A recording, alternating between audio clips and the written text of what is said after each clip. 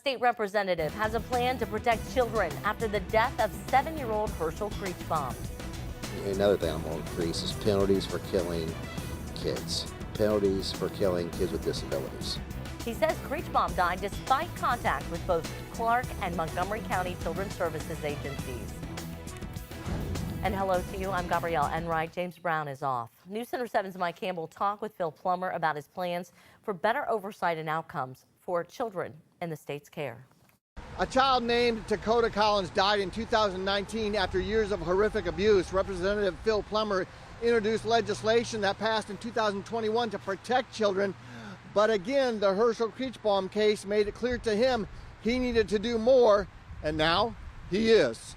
There's got to be consequences for people not doing their jobs. Ohio State Representative Phil Plummer is frustrated that changes made 4 years ago after Dakota Collins' death still didn't protect Hershall Creachbaum. I talked to the counselor. That was her sole job to take care of Hershall. And she's so frustrated because she called and she called and she could see the injuries.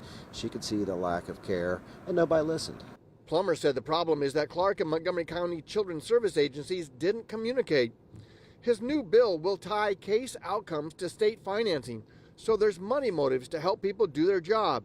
And he won't let those involved hide behind regulations to withhold information.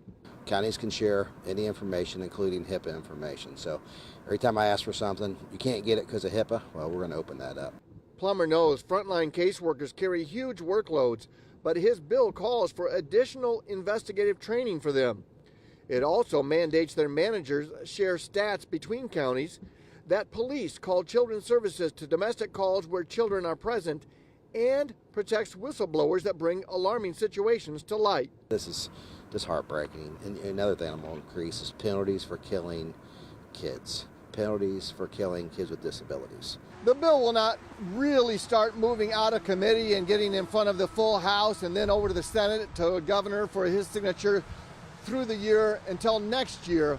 But Plummer says he hopes this will be the last child that dies because things aren't communicated properly between those looking out for children's welfare. In Dayton,